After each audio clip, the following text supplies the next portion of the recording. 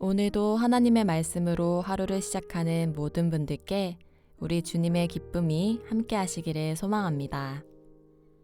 이제 성령님의 임재와 도우심을 구하는 기도를 드리겠습니다.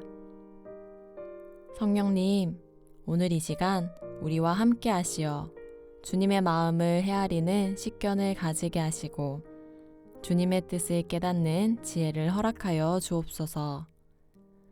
그리하여 당신의 말씀에 민감하게 반응하는 신실함과 성실함이 우리 가운데 있게 하옵소서. 예수님의 이름으로 기도드립니다. 아멘.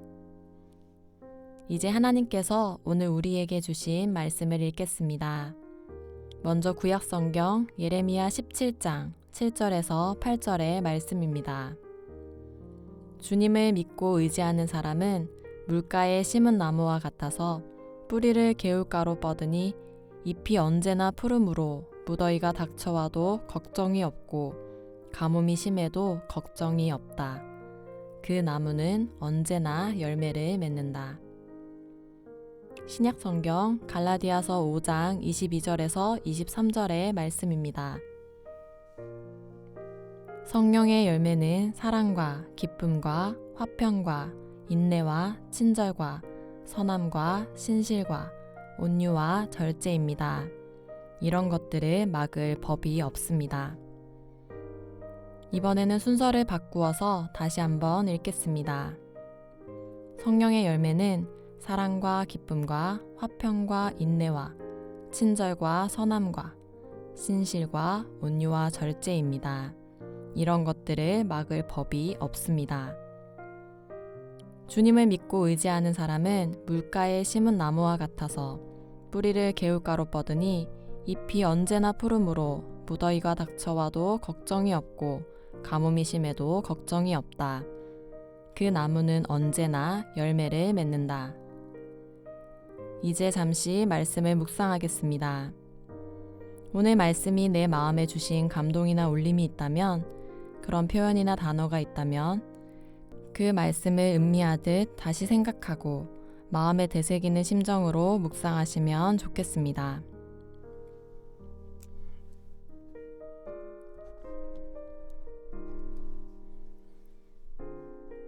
우리나라는 비교적 강수량이 풍부한 편입니다. 그래서 물가에 심겨진 나무나 다른 곳에 심겨진 나무가 큰 차이를 보이지 않습니다. 하지만 팔레스타인 같은 경우는 다릅니다. 팔레스타인은 비가 많이 내리지 않는 곳입니다. 그래서 요단강과 같이 물이 거의 사철이 흐르는 곳에 심겨진 나무와 그렇지 않은 곳에 심겨진 나무 사이에는 그 성장이나 결실에서 큰 차이를 보입니다. 물가가 아닌 다른 곳에 심겨진 나무는 비가 내리는 우기에는 성장도 하고 결실도 하지만 비가 내리지 않는 건기에는 성장도 결실도 거의 멈추고 맙니다. 그래서 본문의 이 비유는 주님을 믿고 의지하는 사람과 그렇지 않는 사람 사이에는 엄청난 차이가 있다는 사실을 말하고 있는 것입니다. 주님께서는 생명과 모든 복의 원천이십니다. 그러므로 주님을 믿고 의지하는 자는 마치 물가에 심겨진 나무가 항상 푸름을 유지하는 것처럼 그 삶이 역동적일 뿐만 아니라 인생의 결실을 그치지 않게 됩니다. 그리고 중요한 사실은 주님을 의지하는 사람은 인생에 시련이 온다고 해도 두려워하지 않는다는 것입니다. 8절에서 말하는 무더위란 건기 때의 살인적인 무더위를 말합니다. 이 여름의 더위에는 나무들도 시들고 말라 비틀어지는 일이 많습니다. 하지만 아무리 여름의 더위가 혹독하다고 하더라도 물가에 심겨진 나무는 두려워할 것이 없습니다. 왜냐하면 물가에 심겨진 나무는 수분을 충분히 공급받기 때문에 시들거나 마르는 일이 없기 때문입니다. 여기서 말하는 더위를 우리 인생에 적용시키면 더위란 인생에게 필연적으로 찾아오는 시련을 가리킵니다. 이러한 시련은 사람들에게 참으로 두려운 것입니다. 실로 많은 사람들이 그러한 인생의 시련 앞에서 쓰러지고 실패합니다. 하지만 하나님을 의지하는 사람은 다릅니다. 인생의 시련을 두려워하지 않습니다. 왜냐하면 하나님께서 주시는 은혜로 말미암아 결코 쓰러지거나 실패하지 않기 때문입니다.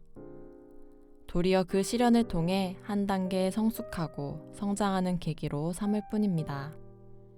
그리하여 시련은 더 견실한 열매를 거두는 축복의 통로가 됩니다. 이 얼마나 복된 삶이며 은혜로운 일입니까? 하나님을 의지함으로 어떤 위기와 시련의 풍파도 너끈히 이겨내어 사랑과 기쁨과 화평과 인내, 친절과 선함과 신실함, 온유 절제의 견실한 열매를 맺는 복된 삶이 되기를 소망합니다. 기도드리겠습니다.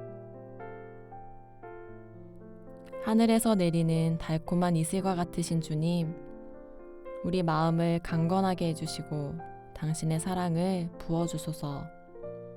우리 마음이 항상 이웃과 함께 신실한 사랑을 나누고 행동하게 하소서.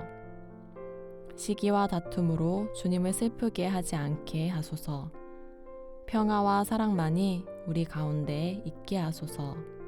주님은 평화와 기쁨을 주실 것입니다. 예수 그리스도의 이름으로 기도드립니다. 아멘.